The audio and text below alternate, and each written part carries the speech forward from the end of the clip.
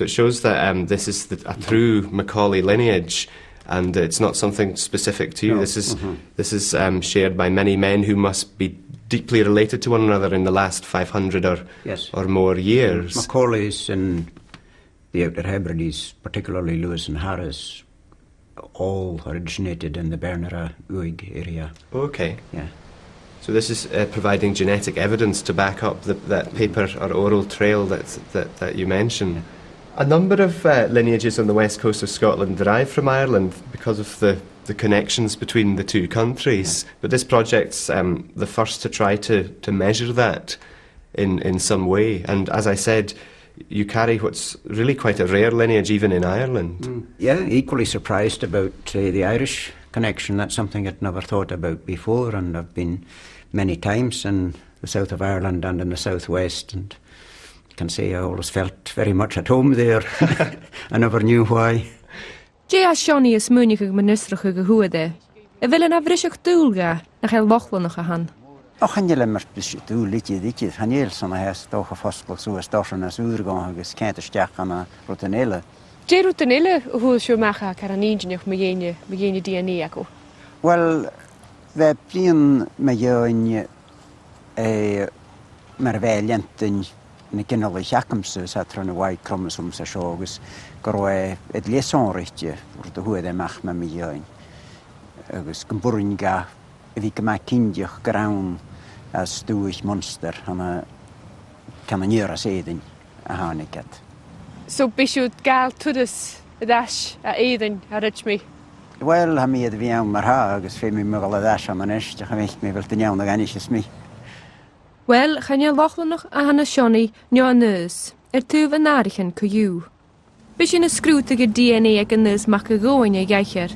Gaan jil kinjach Lochlanach aikesen. Súl dé díis an DNA ag a gain. A barach man sin vi tsin haast.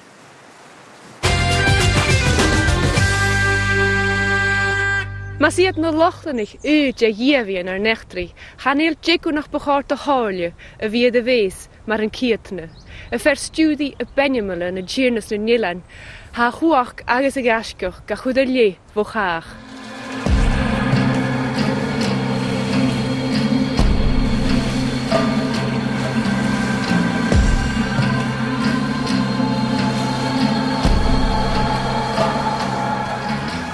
Bij de raak kunnen we vol Lochlanach aan de saarje rui isje gauld. Ze enam Lochlanach gewit, zomaar lidi, een kielige krechter sauri. Mijn vliende hun tjekse trichet, waar reëlig isje gauld agus elan vanen. Bij giet tjerne na nilan, agus ban show aan een niele, waar realtas tjechtje. Bij een tjernes rienal agus servichel, zoals gutjedig na koekje vlien tjek. Ha edera, gewil slioch hále fégan tif siar. Reinsin scrútach grún gánalich, an an dáchas gan bharach sin cútican a bhuineach de hále. Ha rá gur an bhuas in na hánig clán gáil go léad, agus ha mór an gánalich jan bheith gan buniad gá. Go hamasach har sin fír jan bhór chúte gaf párs an san scrútach acanne, agus uca seo han lach chéil tíon an bar. A chapet dawn loch a fawn. Fe mi Jim barach op a rounsa hi a dhéana with a seo, agus is iantach mar a jig tuliach chéalach in an fodais. Bega gyma colach, mar a beag slioch mór ag fer a fach o cuachgach.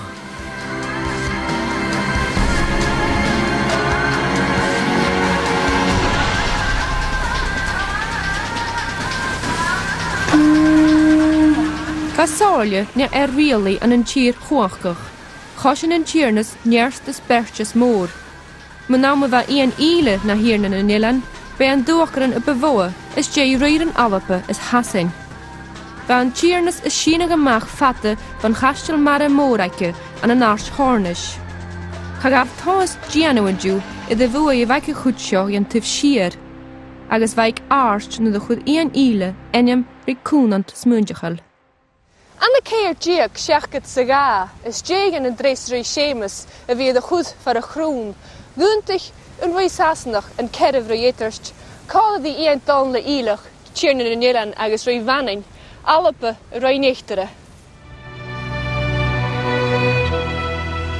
Hwgiad cwnant art harnish iddo chortog, ys jay castel yn donalich. Fatchen tyf sir raich ragir taich gain fo aramach lachid. Jech mile fer agus da hiet gile Berlin. A chain cortog ma school na da chain kinian a machad a chele. Gas rei seamus na belagere agus chlian an taich sasamach. Man am a hanig coig hiet jig kerrit sa coig, char an cor sisu ac a jearnas an dúla vaun. Chai dílep fór na lochlanach agus lín árach an jearnas, a shellag an an echtri.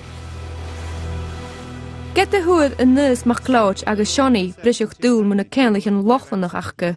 Han neus mag a goin jak in haast. Sil Jane nochus en screwtug megeensen. Jo voel bishin an dages.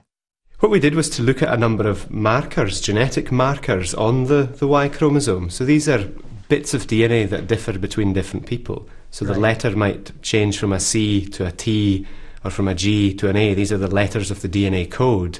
Right. And is there a lot of letters in the code? Well, there's only 4 possible letters, A, C, G or T. But there's a huge long sequence of these letters. The Y chromosome has something like 50 million letters.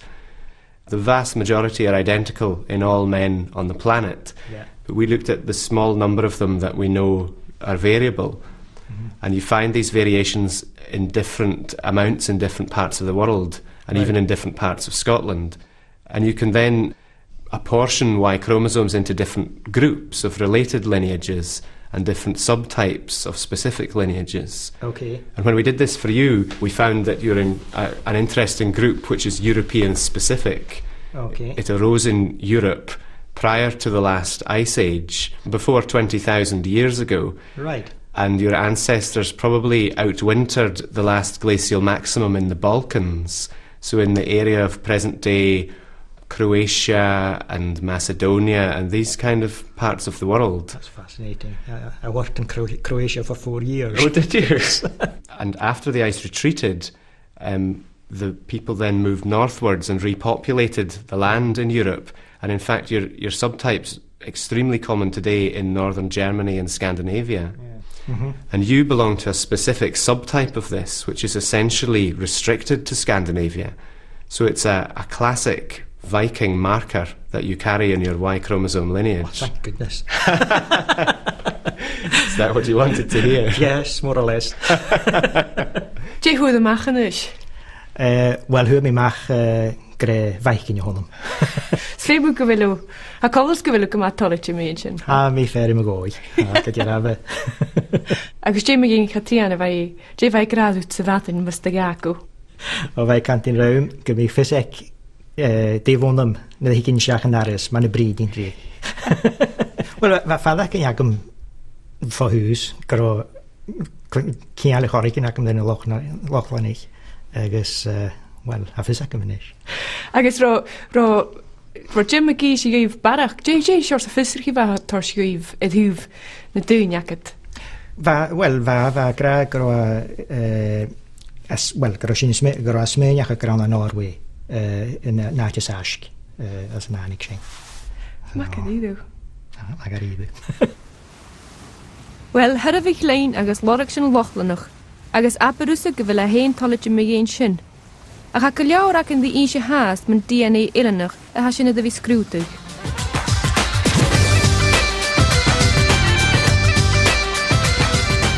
Aan zo'n program is een dal was ge 4 hossig bij wieken dunje klapper gedivseerd.